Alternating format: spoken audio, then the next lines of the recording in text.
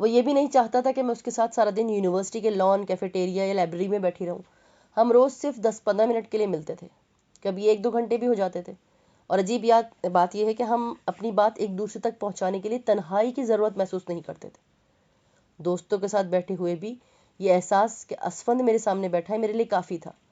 ایک دوسرے کے چہرے کو 20 منٹ میں ایک لمحے کے لیے دیکھنا بھی ایسا لگتا تھا جیسے ہم 20 منٹ سے ایک دوسرے پہ نظریں جما کے بیٹھے۔ پتہ نہیں اس کے سامنے میں بولنا کیوں نہیں چاہتی تھی، میں صرف سننا چاہتی تھی۔ اس کی باتیں، اس کی آواز، وہ سارا سے بات کرے یا رخشی سے بات کرے، مجھے لگتا تھا جیسے وہ مجھ سے باتیں کرتا ہے۔ اور کیا محبت اس کے سوا بھی کوئی چیز ہے؟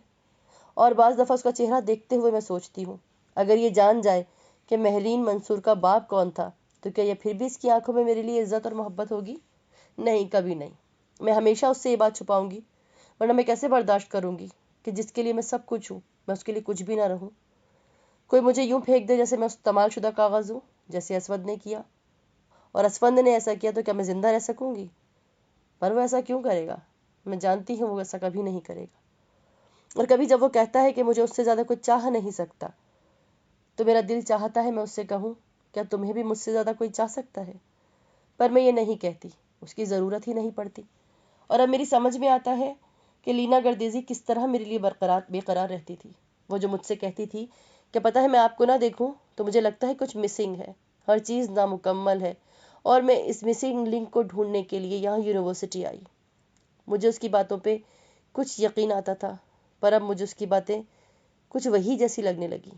ہاں، ایسا ہی ہوتا تھا، میرے ساتھ بھی ایسا ہی ہوتا تھا۔ جب میں اسفند کو نہ دیکھوں میرا دل چاہتا ہے کہ میں اسفند سے یہ سب کچھ کہہ دوں۔ وہ مجھے کہتی ہے، میرا جی چاہتا ہے کبھی آپ مجھ سے کوئی ایسی چیز مانگیں جس کا حصول بہت مشکل ہو، پھر میں حاتم طائی کی طرح پوری دنیا میں اسے ڈھونڈوں، پھر وہ جب مل جائے تو اسے لے آؤں، نہ ملے تو کبھی آپ کے پاس نہ آؤں، مگر آپ تو کچھ کہتی ہی نہیں۔ میری آنکھیں اس کی باتیں سن کر بھیگنے لگتی تھیں۔ تو میرا بھی دل چاہتا ہے کہ کبھی اسفند مجھ سے کچھ مانگے تو میں اس چیز کو نگر نگر ڈھونڈتی پھروں۔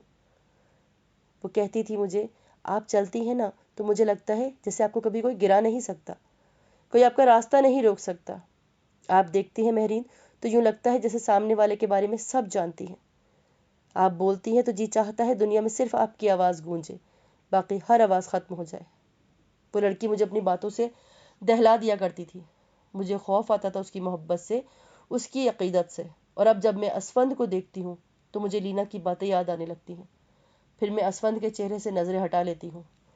ہاں، مجھے لگتا ہے مجھے اسفند سے محبت ہو گئی ہے۔ 2 جنوری 1990۔ پچھلے 6 سال کے دوران آج پہلی مرتبہ سارا مجھ سے ناراض ہو گئی، اور آج کل تو ہر ایک ہی مجھ سے خفا ہے۔ پر اسے تو سمجھنا چاہیے جو چیز وہ مجھ سے چاہتی ہے وہ بہت زیادہ ہے۔ میں اس کے بھائی سے شادی نہیں کر سکتی۔ اب میری زندگی میں اسفند ہے تو وہ کچھ سننے کو تیار ہی نہیں ہے۔ مہرین، تم جانتی ہو عارفین بھائی تمہیں پسند کرتے ہیں، اور آج سے نہیں پچھلے کئی سالوں سے۔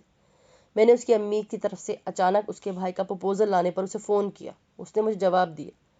ہاں، میں جانتی ہوں وہ مجھے پسند کرتے ہیں، مگر ہم بہت سے لوگوں کو پسند کرتے ہیں، سب سے شادی تو نہیں کر سکتے۔ پھر میں نہیں جانتی کہ وہ مجھے اس لحاظ سے پسند کرتے ہیں، میرے لیے وہ بھائی جیسے تھے سارا۔ میں نے کبھی ان کے بارے میں ایسا نہیں سوچا۔ ہاں، تو پہلے نہیں سوچا نا، اب سوچ لو۔ تمہیں ہر حال میری بات ماننی ہے۔ سارا، مجھے پریشان مت کرو، میں پہلے ہی لینا گردیزی کی وجہ سے بہت پریشان ہوں، اور اب تم بھی وہی حرکت کر رہی ہو۔ میں نے تمہیں لینا گردیزی والے مسئلے سے نجات دلوانے کے لیے ہی اپنے بھائی کا پروپوزل دے رہی ہوں۔ شاید وہ اپنے بھائی کا پروپوزل نہیں لاتی تو میں اتنی جلدی یہ پروپوزل نہیں بھجواتی، مگر اب تمہیں ہاں کرنی ہی پڑے گی۔ وہ بڑی بے یقینی سے کہہ رہی تھی۔ میں نے اس سے صاف صاف بات کرنے کا فیصلہ کیا۔ دیکھو، اگر میں تم سے یہ کہوں کہ میں کسی میں انٹرسٹڈ ہوں، سارا میرے اور اسفند کے بارے میں نہیں جانتی تھی۔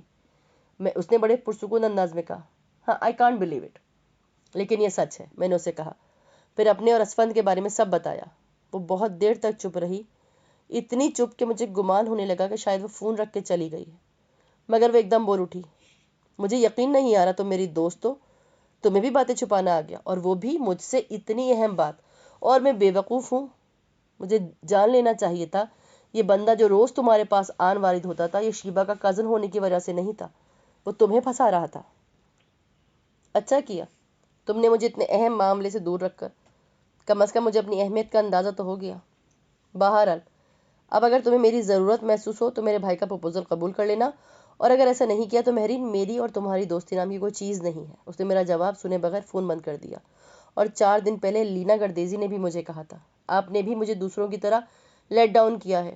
میری محبت پہ ابھی تک آپ پر کوئی اثر نہیں ہوا نا؟ آپ نہیں جانتی میں نے کتنی ضد اور لڑائی کر کے بھائی اور بابا کو اس رشتے کے لیے تیار کیا تھا، اور اب میں ان کے سامنے کس منہ سے جاؤں گی؟ کیا کہوں گی میں انہیں؟ میں یہ کہتی تھی کہ آپ مجھ سے بے تحاشا محبت کرتی ہیں، میری بات کو رد نہیں کریں گی۔ میں نے بہت غلط کیا آپ سے دوستی کر کے اور آپ سے محبت کر کے۔ آپ کی نظر میں تو میری کوئی اہمیت ہے ہی نہیں۔ اس نے بھی سارا کی طرح میری بات سنے بغیر فون رکھ دیا تھا۔ وہ اور سارا چاہتی تھی کہ میں اسفند کو چھوڑ دوں، میں ان کی بات مان لوں، مگر میں کیسے ان کی بات مان لوں؟ میں کیسے اپنی آنکھوں کی روشنی کو ختم کر دوں؟ وہ جس کی وجہ سے مجھے اپنے ہونے کا یقین آیا ہے، میں کیسے اس یقین کو گنوا دوں، جس کے بارے میں سوچنے سے مجھے لگتا ہے میرے ارد گرد دور تک سبزہ ہی سبزہ پھیل گیا ہے، اور میں ننگے پاؤں بیلے ڈانسر کی طرح سبزے پر رقص کر رہی ہوں، اور کسی ماضی کا کوئی حوالہ میری راہ میں پتھر بن کے نہیں آ رہا۔ میں اسفند کے بغیر نہیں رہ سکتی۔ وہ جو یہ سکون سا میرے اندر ہے، وہ بھی اس کی بدولت ہے۔ اب کوئی مشعل مجھے بری نہیں لگتی، مجھے اس سے نفرت محسوس نہیں ہوتی، مجھے کسی سے بھی نفرت محسوس نہیں ہوتی۔